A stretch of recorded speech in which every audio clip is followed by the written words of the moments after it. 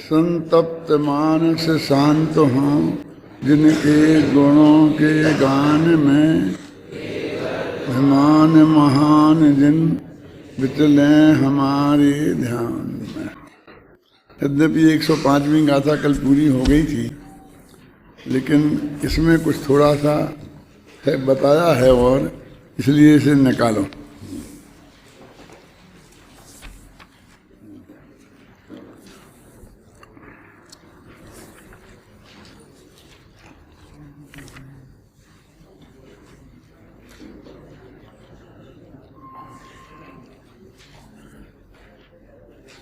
देखो यहाँ से पेज नंबर 78, 78।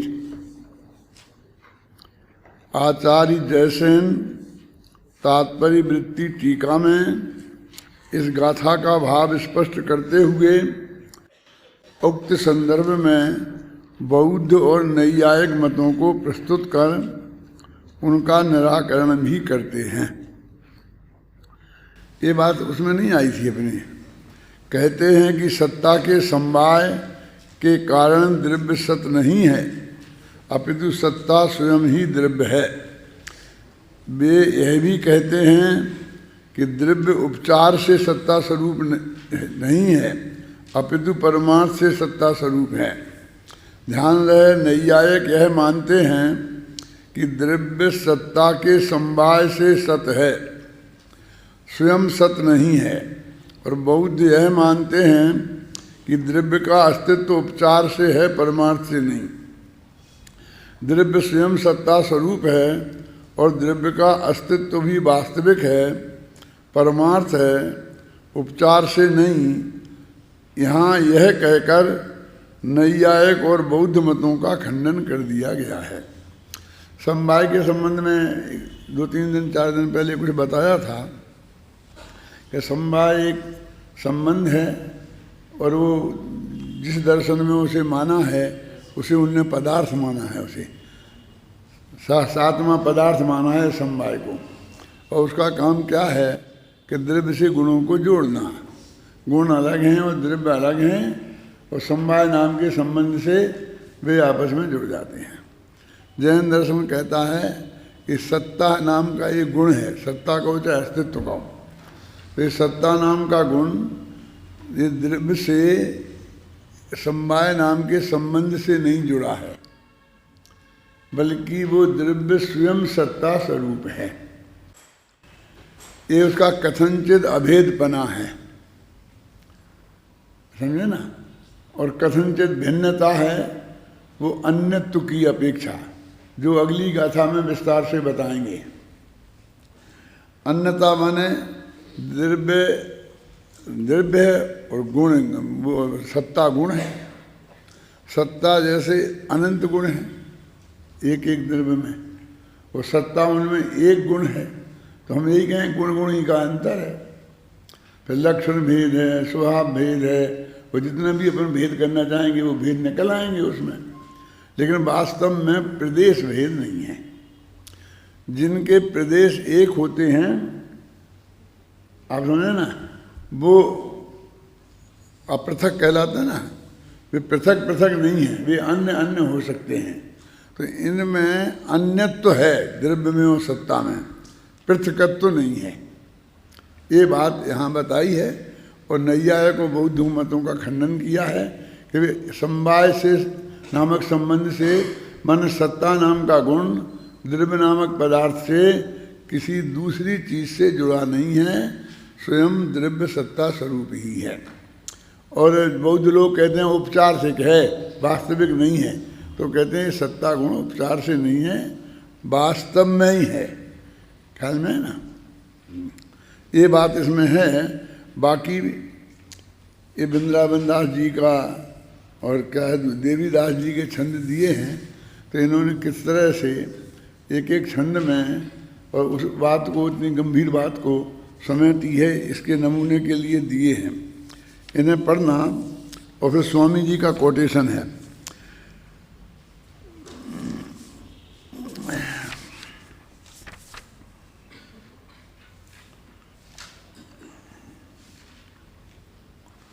निष्कर्ष निकाले थे स्वामी जी ने। देखो ये पेज नंबर 79 पे नीचे की 4 लाइन ने देखें। गुण और गुणी में नाम संख्या लक्षण भेद है किंतु प्रदेश भेद नहीं है। अपने सत्ता स्वरूप द्रव्य के ऊपर नजर करने से धर्म होता है। अब ये पॉइंट है ना, देखें, यदि द्रव्य स्वयं से ही सत न हो तो ध्रुवत्व के असंभव होने के कारण द्रव्य स्वयं ही नाश को प्राप्त हो जाएगा। माने वस्तु ही नहीं रहेगी।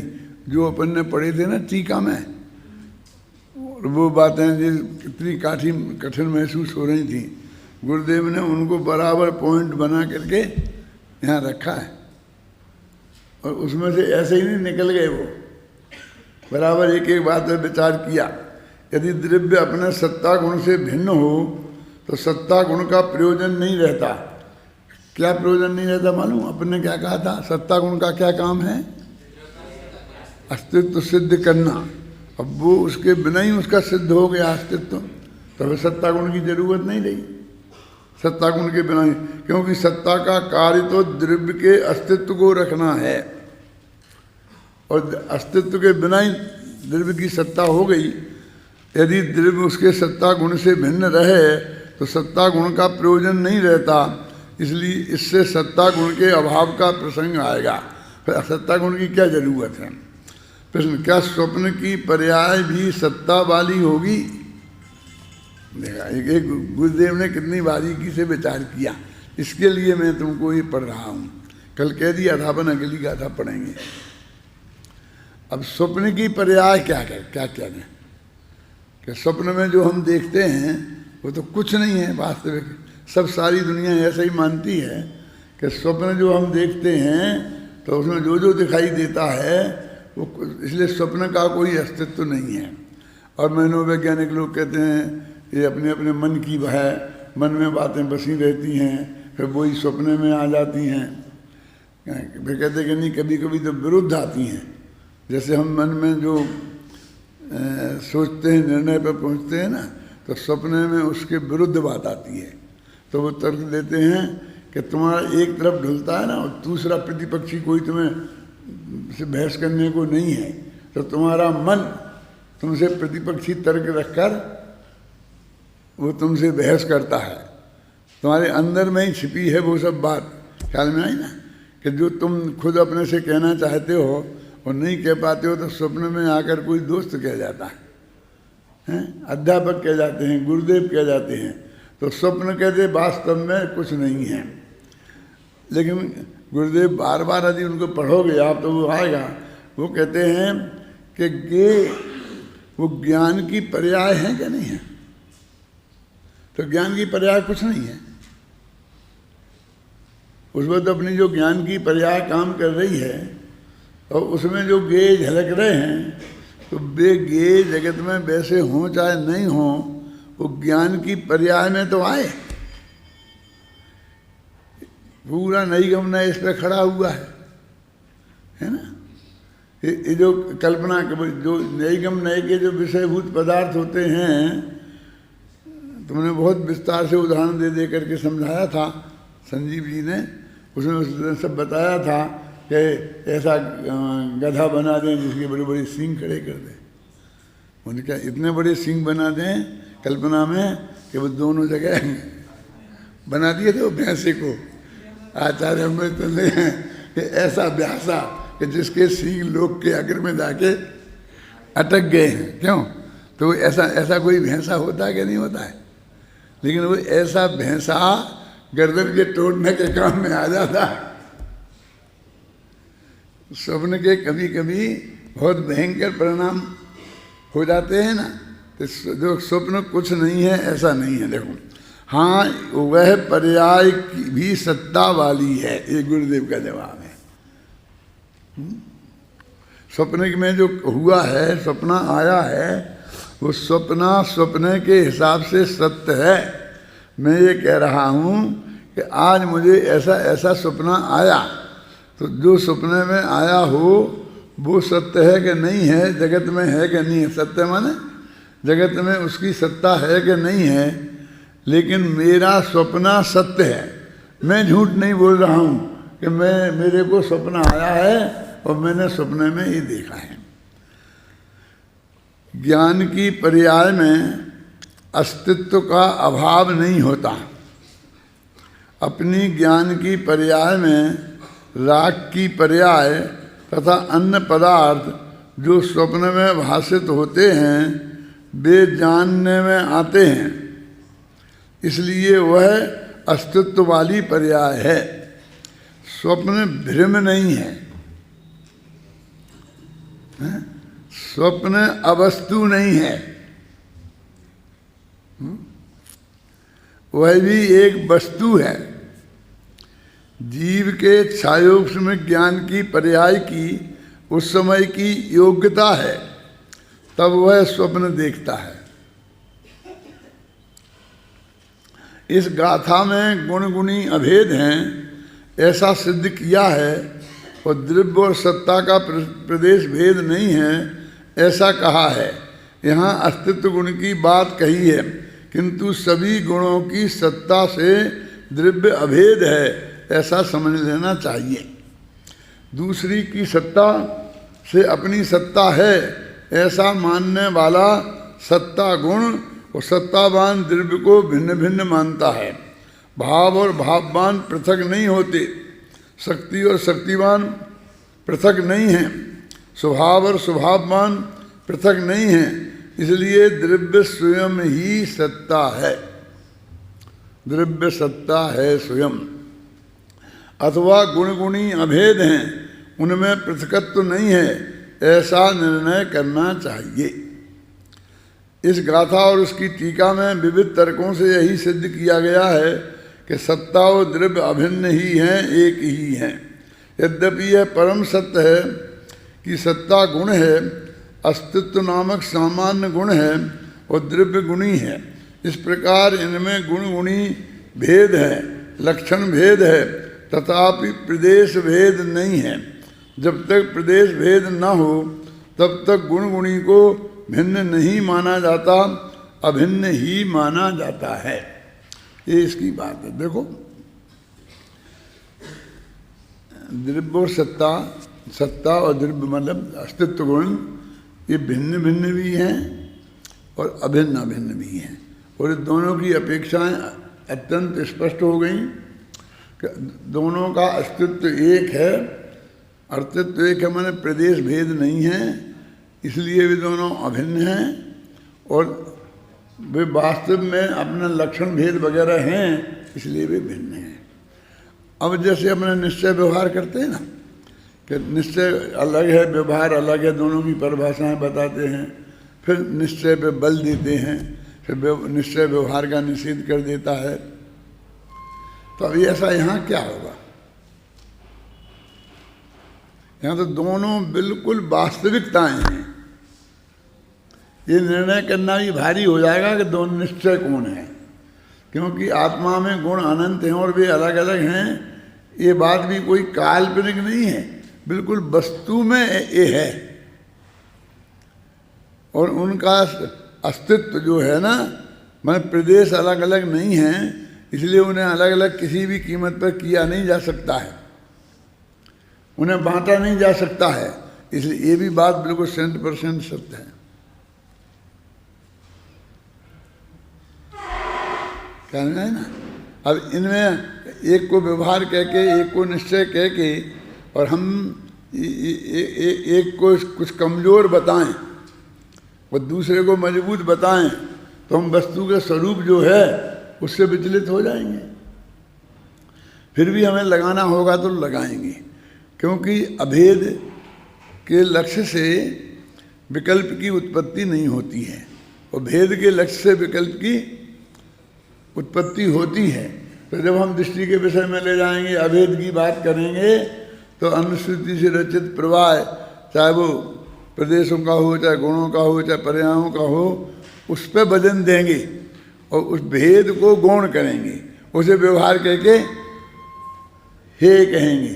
इसलिए कि सारे भेद जिसमें गर्भित हैं, माने जैसे हमने परम शुद्ध निश्चय में से सारी पर्याय निकाल दी, न अशुद्ध पर्याय, न एक देश शुद्ध पर्याय, न शुद्ध पर्याय। जो सबसे रहित है वो परम शुद्ध निश्चय नहीं है, लेकिन वो निकाल के कोई अलग थोड़ी कर दी, वो तो वस्तु के अंदर ही विद्यमान है ना। वास्तव में उनका भेद निकाल दिया और उन्हें अभेद रूप में स्वीकार कर दिया। तो कहते ये तो भेद को निकाला है, पर्याय क्या निकाली।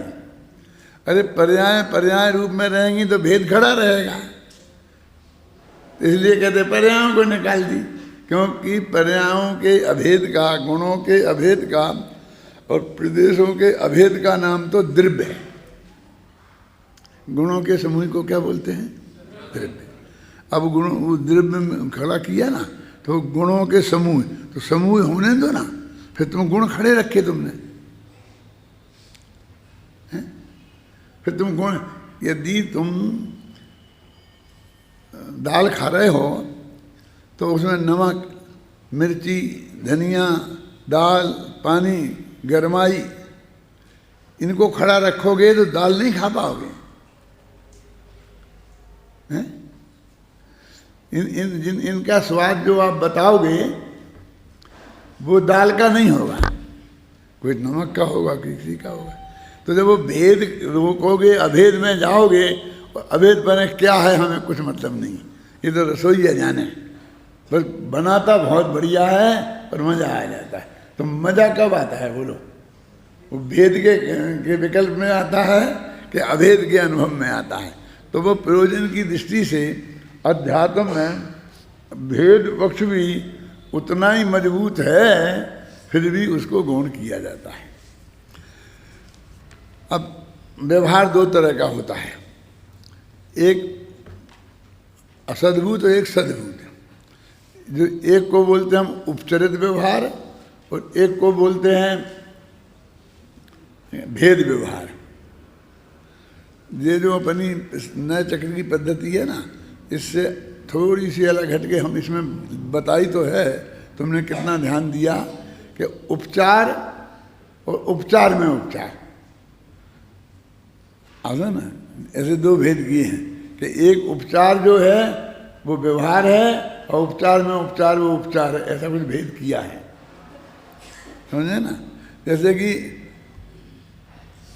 जब एक दफ़े उपचार लगे, जैसे ये मेरा बहनोई, तो ये उपचार हो गया, और फिर बहनोई का बहनोई, तो कहते उपचार में उपचार।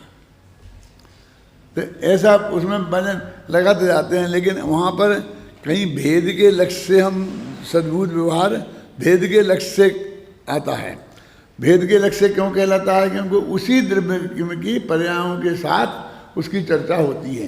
वो अपने राग से भिन्न है, कि विद्रागता से भिन्न है, कि निर्मल पर्याय से भिन्न है, कि अभिन्न है। जो चर्चा होती है वो जो उसकी चीज़ें हैं वो उन्हीं से भिन्न भिन्न की चर्चा होती है, समझ रहे हैं परमात्मा। इसलिए वो भेद व्यवहार है। और इसमें संयोग से चर्चा होती है। असद्भूत व्यवहार में स्त्री पुत्र आदि मेरे हैं कि नहीं, शरीर मेरे हैं कि नहीं, बहुत स्पष्ट शब्दों में समझ लो। जो संयोग के साथ जितना भी व्यवहार का वर्णन होगा, माने प्रद्रव्य के साथ जो भी व्यवहार की चर्चा होगी, वो सब गारंटी से असद्भूत होगी। माने असद्भूत व्यवहार नए का विषय होगी, पक्की बात है। क्यों? कि वो असद्भूत है। कि हम संबंध की व्यवहार बता रहे और संबंध है नहीं, इसलिए असद्भूत कहते हैं कि ये ऐसा संबंध है जो संबंध है नहीं। क्या? अब ये तो हमारे संबंधी हैं, क्या है कि हमारे बहनोई हैं, ये साले हैं, ये मामा हैं, और ये ऐसे संबंधी हैं जिनसे हमारा कोई संबंध नहीं है। क्यों बोलते ना बना, आपके संबंधी हैं कि हाँ, तो बताओ क्या है, तो बताओ मामा के साले को बताओ क्या है। भारतीय संस्कृति में कोई शब्द ही नहीं है। हमारी जो शब्दावली है उसने ही ये कह दिया ज़्यादा संबंध मत बढ़ाओ। क्या समझ आए ना? क्योंकि उसने उनके लिए शब्द ही नहीं रखे, क्योंकि तुम ज़्यादा संबंध बढ़ाओ ही नहीं। किस वैसे तो परद्रव्य में कोई भी अपना नहीं है और कुछ भी अपना नहीं है, पर से कुछ भी संबंध नहीं, ये बात पक्की है ना। अब तुम्हें जोड़ना है तो जोड़ो, लेकिन अब ज़्यादा मत जड़ाओ, समझ गए ना। जितना करना है जोड़ना है तो जोड़ो, ज़्यादा तो उन्होंने साले बहनोई मामा फूफा इनके लिए तो शब्द रखे, लेकिन इनके साले साले का साला, बहनोई का बहनोई, मामा का साला, फूफा का, इसके लिए हमारी डिक्शनरी में कोई शब्द ही नहीं है। फिर भी हम मामा के साले को मामा कह देते हैं, बहनोई के बहनोई को बहनोई जी कह देते हैं, फूफा के बहनोई को भी फूफा जी कह देते हैं, करते हैं ना। हम चलाते हैं काम, क्योंकि हमको वो आचार्यों की आज्ञा पसंद नहीं है। हमें तो बहुत संबंध बढ़ाना है। वो कहता है इसके आगे कोई संबंधी है ही नहीं, और वो इसलिए वास्तविक है कि जैसे हमारा मामा है ना, तो मामा की लड़की से हम, हमारी उत्तर प्रदेश का उदाहरण लेना, दक्षिण भारत को छोड़ देना, उदाहरण के लिए समझा रहा हूँ, लड़की से हम शादी नहीं कर सकते हैं, लेकिन मामा के साले की लड़की से कर सकते हैं। वो कहते हैं उसको भी मामा है, उससे हमारा गोत्र बच जाना चाहिए, वो तो बचा ही जाएगा गारंटी से। तो यदि वो हमारा संबंधी होता, यानी मामा होता, तो हम नहीं करते। इसका मतलब मामा नहीं है ये नक्की हो गया ना। फिर भी आपको कहना है तो कहो। आचार्य ने तो कोई शब्द नहीं रखा, और अंग्रेज लोग हमसे भी आगे निकले। उन्हें इतने संबंध फैला के क्या करोगे, इतने भी कैसे निभाओगे, कितने हैं? ये मामा सा फूफा बहनोई साले, ये कोई नहीं है कुछ, एक ही संबंध है, अंकल आंटी। और क्या बोलते तुम, बराबरी वालों को ऐसा कुछ भेद करते हो ना। बस एक इनला कानूनी भाई, वारे वाह, साला भी कानूनी भाई, बहनोई भी कानूनी, सब क्यों एक भाई, एक हिसाब में सबको निपटा दिया, क्योंकि ज़्यादा संबंध बढ़ाने के पक्ष में वो नहीं है। आप समझे ना। इधर राजस्थान में खासकर खंडेल वालों में तो बस जमाई ही हमारा रिश्तेदार है, फिर उस जमाई के भाई और सब विवाही हैं। माने वो जमाई का बाप, जमाई का चाचा, जमाई का मामा, जमाई का फूफा, जमाई का भाई, कोई भी, वे सब क्या है, बेवाई। ब्याई साहब बोलते हैं कि नहीं बोलते हैं? हमारे बुंदेलखंड में ऐसा नहीं है। बुंदेलखंड में बहुत रिश्तेदारियाँ होती, ये भी हमारे हैं, ये उनके यहाँ हमारा संबंध कैसे हो सकता, कि तुम अलग गोत्र के, वे अलग गोत्र के, क्यों नहीं हो सकता? अरे रे हमारे उनके हैं, उनके पड़ोस में रहते हैं, इस नाते उनके भाई है, इसलिए नहीं हो सकता। तो पड़ोस में संबंध क्यों करते हो? फिर अमेरिका में जाके करो, पाकिस्तान तो पड़ोस ही है। अरे पड़ोस में नहीं करोगे तो घर में करोगे क्या? पड़ोस में तो करनी ही चाहिए ना। इधर ऐसा है, मारवाड़ियों में ऐसा है, इसके आगे नहीं, मतलब आगे ज़्यादा बढ़ते हैं, और उधर बहुत ज़्यादा बढ़ते हैं। और एक है इधर, एक और एरिया विशेषों की अलग अलग सारी पद्धतियां हैं। ख्याल में आई ना, कि जहाँ कितना उसको महत्व दिया जाता है ना, उसका ये है। तो भाषा से मालूम पड़ता है कि भाषा ने वो स्वीकार नहीं किया। तो अपने दो संबंधों की बात कर रहे थे मन, कौन कौन? सद्भूत और असद्भूत, साला बहनोई नहीं। सद्भूत और असद्भूत। तो एक तो संबंध वास्तव में है, वो सद्भूत संबंध है, वो एक संबंध है ही नहीं, लेकिन हमने कहने के लिए बना लिया है उसे असद्भूत। तो पर के साथ तो हमारा कोई संबंध नहीं है, इसलिए उसका नाम हमने रखा असद्भूत। अब जब हम सद्भूत कहते हैं, तो सद्भूत का अर्थ ये है कि कि वो चीज़ तो हमारी ही है, कि हमारी पर्याय है, कि हमारा गुण है, कि हमारा प्रदेश है। तो हमारे गुण, प्रदेश और पर्याय, इनके साथ जो हमारे संबंध हैं, उन संबंधों को सद्भूत व्यवहार कहते हैं। तो इसको भेद व्यवहार भी कहते हैं। तो भेद के लक्ष्य से विकल्प की उत्पत्ति होती है और हमको निर्विकल्प अनुभूति चाहिए, इसलिए इसका भी हम निषेध कर देते हैं। लेकिन ये वो नहीं है, इस रूप निषेध नहीं है। हमें लक्ष्य में नहीं लेना, कब? जब अनुभव करना है तब, ऐसे अर्थ में है। और वो तो है ही नहीं। जैसे स्त्री पुत्रादि नहीं है, वैसे राग नहीं है, ऐसा नहीं है। राग है, राग की सजा आपको मिलेगी, मिलेगी और मिलेगी, बच नहीं सकते। लेकिन कोई स्त्री पुत्र बाप अपराध करे तो आपको उसकी सजा नहीं मिलेगी। वो जेल जाए, फांसी पर चढ़े, तो आप पर कोई असर नहीं। ऐसा नहीं कि तुम्हारा बेटा है तो मुझे 20 साल की कैद हुई है तो 2 साल की तुम्हें भी होगी। कानून ऐसा बनाना चाहिए ना, कि उनके घर वालों को भी होना चाहिए, क्योंकि उसने जो पाप किया है वो घर वालों ने उसमें सहयोग किया होगा। पैसा लाया होगा चोरी करके तो सबने मिल बांट के खाया होगा,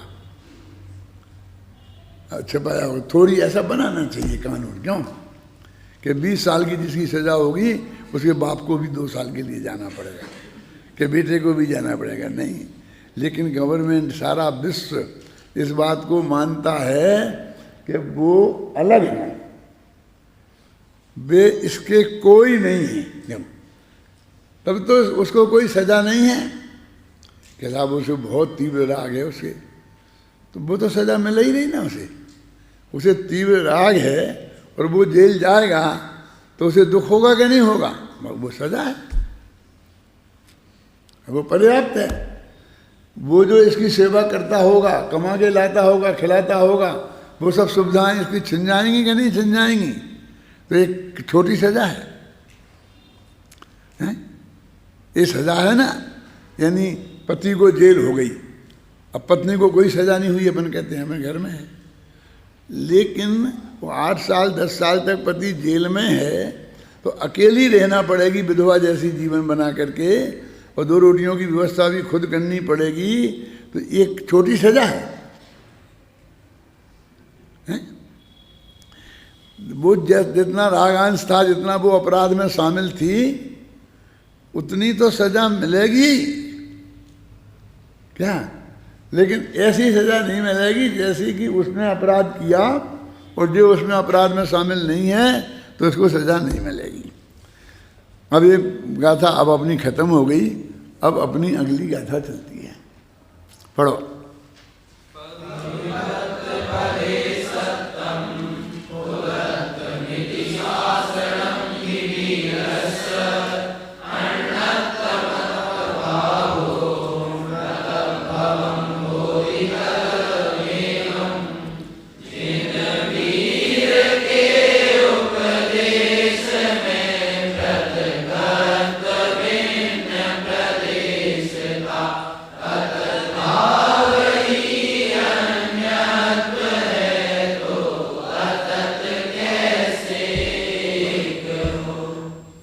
कम गाथाएं ऐसी आती हैं कि जिनमें श्री तीर्थंकर का भगवान का नाम लेकर के बात की हो।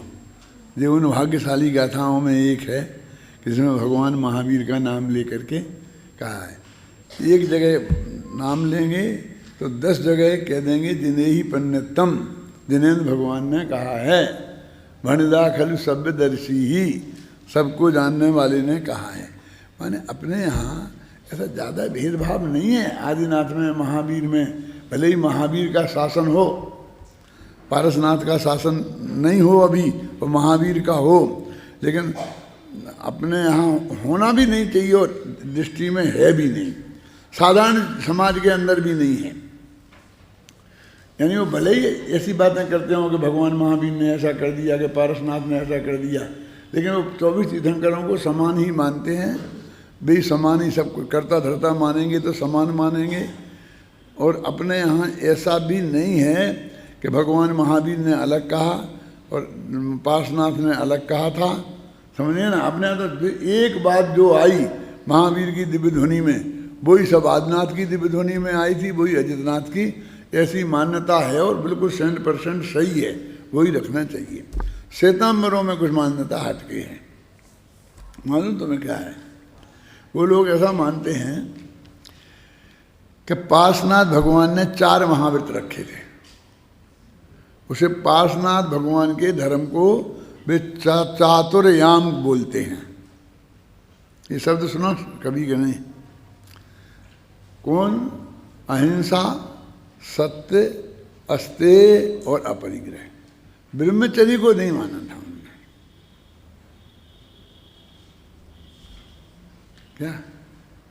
तो वो कहते हैं कि भगवान महावीर ने पार्श्वनाथ के चतुर्याम में एक महाव्रत और जोड़ा, और जिसका नाम है ब्रह्मचर्य महाव्रत,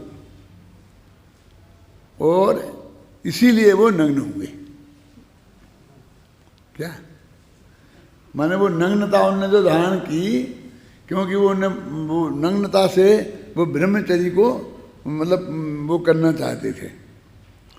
तो उनके वो 5 महाव्रत हो गए और उनके चातुर्याम माने 4 महाव्रत हैं। और इसीलिए वो वस्त्र रखने का, पुरुषों को भी वस्त्र हुए। इसलिए अपन ने वो जनेन्द्र वंदना लिखी ना, उसमें बहुत बुद्धिपूर्वक ये लिखा है, तुम हो अचेलक पार से प्रभु,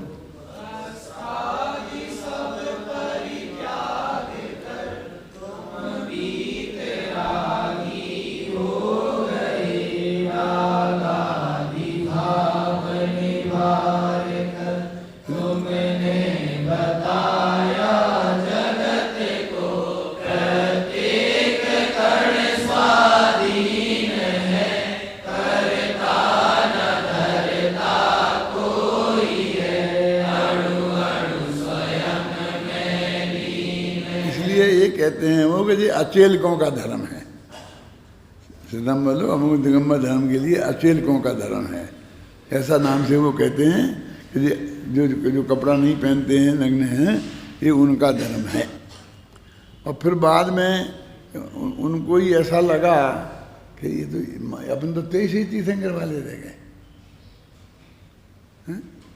एक बम्बई में एक आदमी था, होगा अभी भी होगा, तो एक अंगूठी पहने रहता था और उस पर उसने 23 नंबर लिखा रखा। 23 नंबर माने पार्श्वनाथ। क्या? तो वो मेरे प्रवचन में आता था, अभी 2-4 साल से दिखा नहीं, अध्यात्म स्टडी सर्कल में शांतिलाल जी, तो वो मुझे ऐसा बताता है, हर एक को बताता है, माने पार्श्वनाथ की जाए। 23 नंबर माने उनको ऐसा लगा कि हमारे तो 23 ही तीर्थंकर रह गए। समझ में आया ना? तो अचेलक तो महावीर तो इनके खाते में चले गए। तो उनने ये कहना शुरू किया कि महावीर ने वस्त्र छोड़े नहीं थे, छूट गए थे। माने अपन तो कहते हैं ना कि बुद्धि पूर्वक कपड़े त्याग कर नग्न दिगंबर दशा धारण करके केशलोंच करके तब वो मुनिव्रत लेगा, तब जाके 5 में से फिर 7वां गुण स्थान हो जाएगा, ऐसे बोलते ना। माने वो बिल्कुल बुद्धि पूर्वक लेने की चीज है। और वो तो कहते हैं कि नहीं बस वो तो लिए कपड़े, उन्होंने ध्यान ही नहीं दिया कपड़ों पे, तो जो कपड़ा छूटता गया। अब 1 दुपट्टा रह गया था उनके, उसे देव दूस ऐसा कुछ बोलते हैं, देवताओं ने दे दिया था, ऐसा कंधे पर डाला रहते थे भगवान महावीर। तो एक झाड़ी में उलझ गया, ऐसा बोलता ना, तो उलझ गया, अभी आगे चले गए तो रह गया, तो वो भी छूट गया, ऐसे दिगंबर हो गए। ऐसे दिगंबर हो गए। अभी एक आप देखना, अमेरिका में जाना तो वहाँ पर यदि 50 जैन मंदिर हैं, 50 तो पक्के हैं, 50 नहीं 63-64 हैं, कल ही मेरे पास आया है वो जैन का कैलेंडर जैना का, उसमें जैना के 67 मेंबर हैं, मैंने 67 उनकी सोसाइटियाँ बन गई, समझ गए ना मेंबर। मैंने 67 गाँव में जैनी अमेरिका में के में है, 67 गाँव में, जिसमें 35 गाँव में तो मैं गया हूँ। पहले बहुत जाता था गाँव में, अब तो कम गाँव में जाता हूँ। तो उनने क्या है वहाँ पर हर मंदिर में जाके देखना, पार्श्वनाथ की मूर्ति श्वेतांबरों की होगी और महावीर की दिगंबरों की। मतलब विशाल बहुमत है श्वेतांबरों का, वहाँ विदेश में श्वेतांबर लोग ज़्यादा गए हैं, हिंदुस्तान में तो दिगंबरों का होगा, लेकिन उनका विशाल तो उनकी चलती है। तो पार्श्वनाथ को किसी कीमत पर नहीं छोड़ सकते हैं। अब महावीर तो ठीक है, मैंने पारसनाथ की महिमा उनके यहाँ बहुत जाना है, इसीलिए जितना झगड़ा वो करते हैं वो सब पारसनाथ पे करते हैं। मक्सी पारसनाथ, अंतरिक्ष पारसनाथ, संवेशकर पारसनाथ। वो महावीर के तुम ले जाओ तो कोई दिक्कत नहीं है, पावागिरी में कहाँ कोई चक्कर है, वैशाली में कहाँ कोई चक्कर है, लेकिन पारसनाथ को नहीं छोड़ सकते। और फिर दिगंबर तो जो मिल जाते हैं उनको ले लेते हैं क्या। फिर कहीं कहीं फिर दिगंबर कहते हैं हम नहीं लगे महावीर के, हम आदिनाथ विराजमान करेंगे, तुम पारसनाथ तो वे पारसनाथ लेंगे और तुम्हें पारसनाथ लेने नहीं देंगे। तुमको हम भी पारसनाथ लेते हैं तो क्या कर सकते हो सकते हैं ना कि नहीं अपने 24 है ना, तो उनका भी तो नंबर आना चाहिए ना। तो अपने कहेंगे आदिनाथ को विराजमान, लेकिन ज़्यादातर महावीर, दिगंबरों के महावीर मिलेंगे और श्वेतांबरों के पारसनाथ मिलेंगे। तो उसमें भी उनका एक उद्देश्य है कि हम पुराने हैं। अपन कहते हैं ना कि उज्जैनी में ऐसा हुआ था, तो उस वक्त इसके दिगंबरों से इतने लोग श्वेतांबर अलग हो गए, उनने अपने कपड़ा पहने अपने को मान लिया।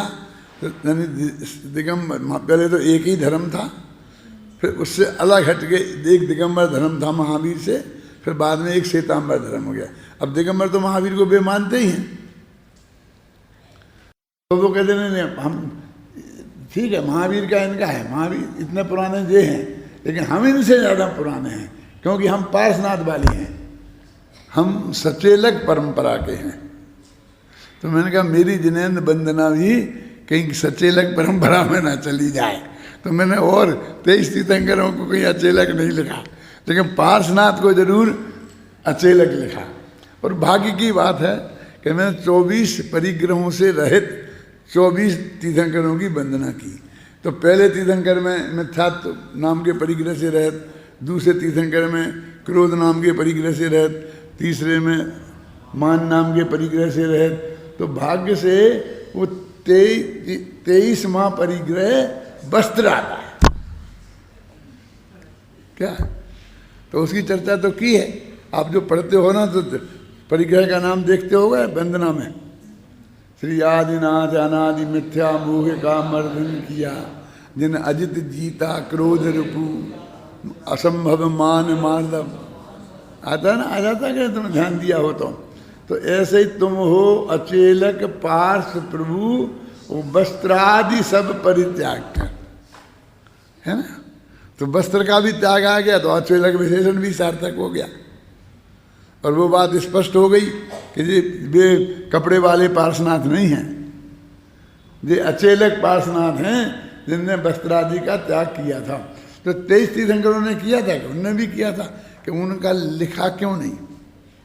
तो एक तो कारण है कि 23वां नंबर इनका आता है और 23वें परिग्रह में आता है, इसलिए नहीं लिखा। और दूसरे इसलिए नहीं लिखा जिसमें विवाद नहीं है, उसमें क्या लिखना, जहाँ विवाद होता है वहाँ स्पष्ट उल्लेख की बहुत ज़रूरत पड़ती है।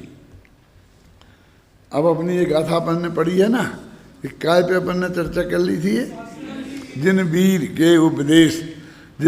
के उपदेश में पृथकत्व भिन्न प्रदेश था।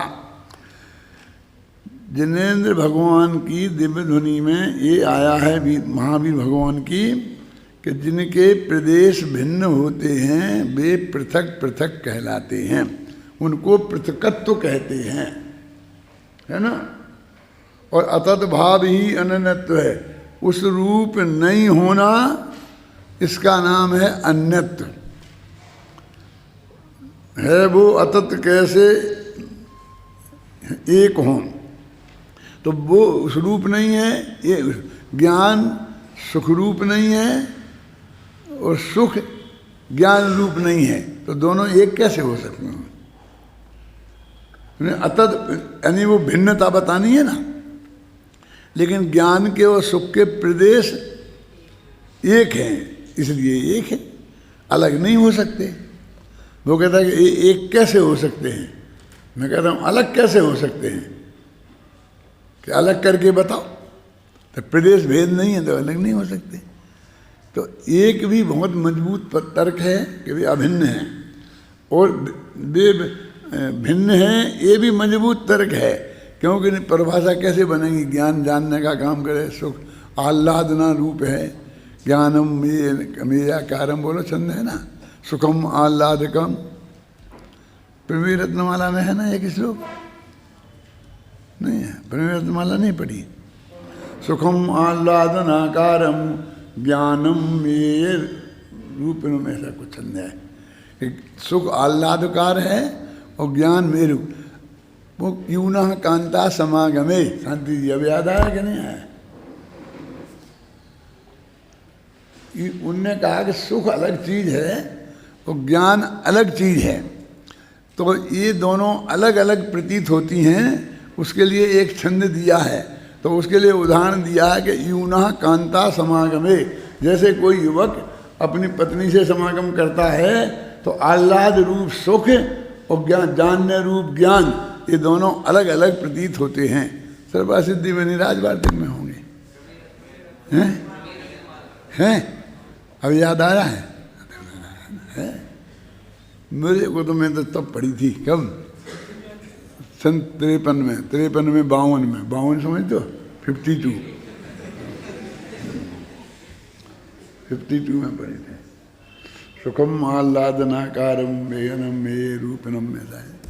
और एक और है, वो शक्ति का है तीसरा, 3 गुण है ना, वीर, ज्ञान और सुख, तो ये तीनों चीजें एक साथ प्रतीत होती हैं, ऐसा वहाँ कोई प्रकरण है, ये बताया है। तो शक्ति के रूप में वीर और ज्ञान जानने के रूप में ज्ञान और आह्लाद के रूप में सुख, ये तीनों चीजें वहाँ प्राप्त होती हैं। देखो अब इस गाथा का आचार्य अमृतचंद तत्व प्रदीप में टीका में इस प्रकार व्यक्त करते हैं। विभक्त प्रदेशत्व पृथकत्व का लक्षण है। बहुत चर्चा हो गई, अब कुछ करने की जरूरत नहीं है। प्रदेशों का अलग अलग होना ये पृथकत्व का लक्षण है, मन इसे पृथक कहते हैं। अतः यह पृथकत्व तो सत्ता और द्रव्य में संभव नहीं है। ऐसा पृथकत्व तो हो नहीं सकता। देखो हिंदुस्तान और पाकिस्तान में पृथकत्व है, और हिंदुस्तान और राजस्थान में पृथकत्व नहीं है, क्योंकि यही प्रदेश राजस्थान के हैं और यही प्रदेश हिंदुस्तान में है। अब मेरा एक प्रश्न है, टोडरमल स्मारक भवन हिंदुस्तान में है कि पाकिस्तान में? कोई ज़्यादा कठिन तो नहीं है, ठीक है। अब टोडरमल स्मारक भवन हिंदुस्तान में है कि राजस्थान में? बोलो जल्दी। राजस्थान में है ना, हिंदुस्तान में तो नहीं है।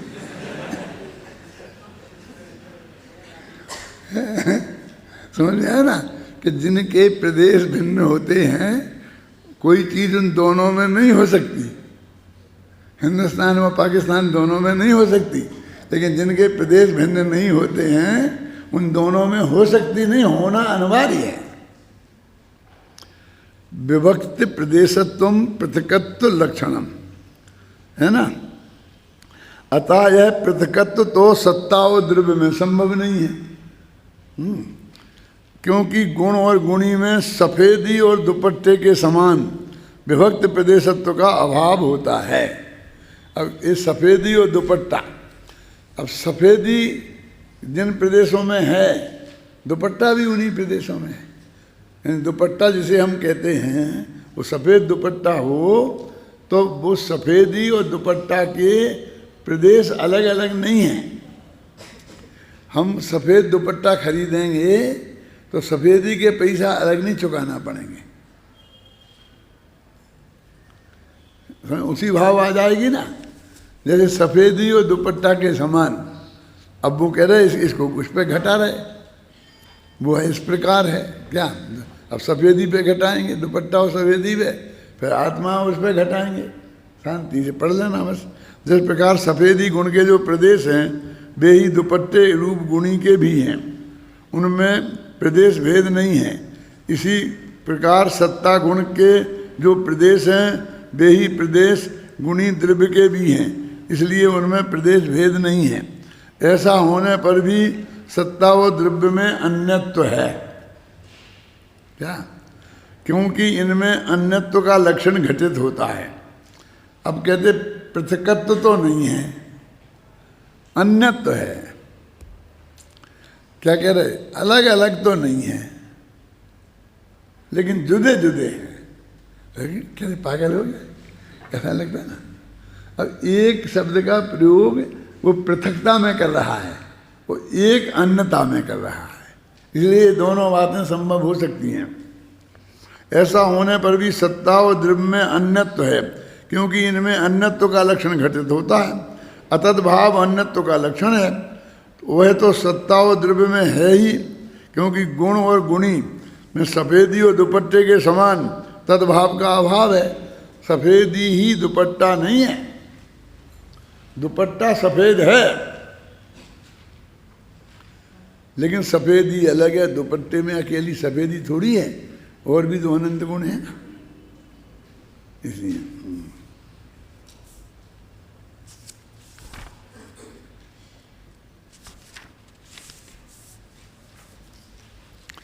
वह इस प्रकार है, जिस प्रकार चक्षु इंद्रिय के विषय में आने वाला और अन्य सभी इंद्रियों के गोचर न होने वाले जो सफ़ेदी रूप गुण है, वह समस्त इंद्रियों के गोचर होने वाले दुपट्टे रूप गुणी नहीं है।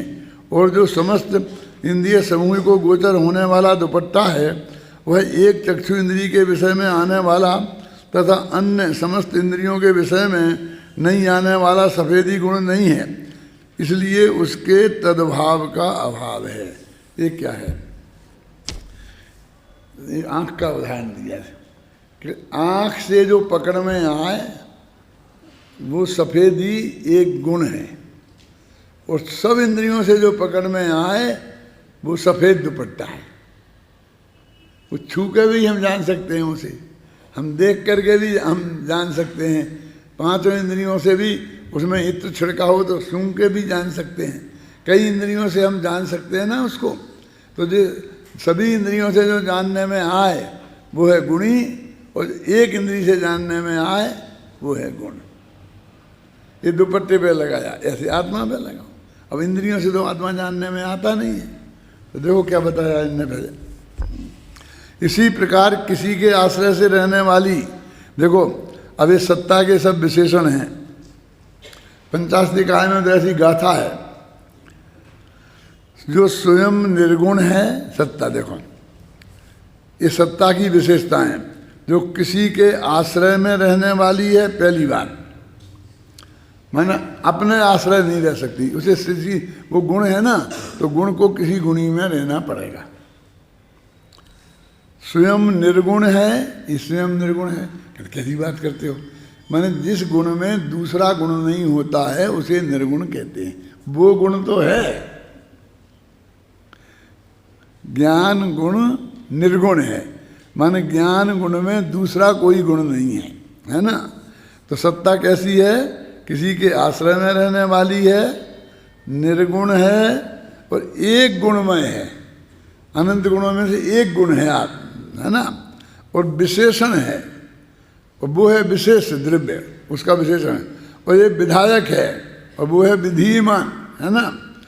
और वृत्ति स्वरूप है, जो सत्ता गुण, अस्तित्व गुण, वह किसी के आश्रय बिना नहीं रहने वाला, गुण वाला, अनेक गुणमय, विशेष और विधीयमान और वृत्तिमान स्वरूप द्रव्य है। द्रव्य नहीं है, और ये द्रव्य की परिभाषा उस सत्ता से बिल्कुल उल्टी गिनाई है। कैसी उल्टी गिनाई? अब देखो एक एक को मिलाओ। वो किसी के आश्रय रहने वाली, तो ये किसी के आश्रय के बिना रहने वाला। फिर उसे कहा था वो निर्गुण, तो ये कहें गुण वाला। एक गुण में तो ये अनेक गुण में। वो विशेषण तो ये विशेष, वो विधायक तो ये विधिमान, वो वृत्ति स्वरूप तो ये वृत्तिमान स्वरूप है ना। भाई उलट उलट क्या आ गया ख्याल में? जो किसी के आश्रय बिना रहने वाला, गुण वाला, अनेक गुणमय, विशेष, विधिमान और वृत्तिमान स्वरूप द्रव्य है, वह किसी के आश्रित रहने वाली निर्गुण, एक गुणमय, विशेषण, विधायक और वृत्ति स्वरूप सत्ता नहीं है। इसलिए इनमें तद्भाव का अभाव है। तद्भाव माने उसी रूप होना, और उसका अभाव माने अतद्भाव। तद्भाव का अभाव है वह अतद्भाव है, ऐसा छंद है नहीं। फिर यही है, यही क्या है? बोलो, पढ़ो, बता।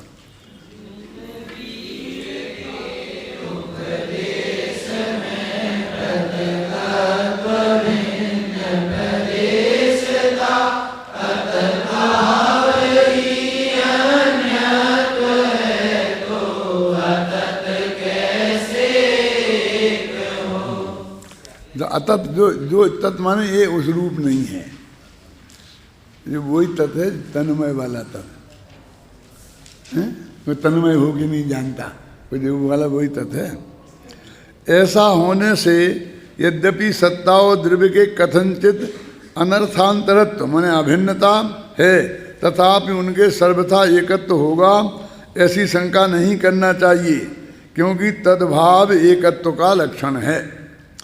और जो तद्भाव रूप नहीं हो वह सर्वथा एक कैसे हो सकता है? वह तो गुणगुणी के भेद से अनेक ही है। आज अमरचंद की टीका अपन ने पढ़ ली, अब जयसेन वगैरह की गुरुदेव की है। गुरुदेव ने बहुत अच्छा, देखो 6 भेद पॉइंट निकाले हैं ना, उसमें नहीं होंगे, इसमें होंगे। अब पढ़ेंगे जब आएंगे, अगला व्याख्यान जब होगा। कब होगा वो कुछ नहीं कह सकते। आज मैं शाम को जाऊंगा, लौट के तो मैं 1 तारीख को आ जाऊंगा, तो कैसा क्या आऊँगा मैं कह नहीं सकता। इसलिए प्रवचन कब होगा आने के बाद ही बताऊंगा।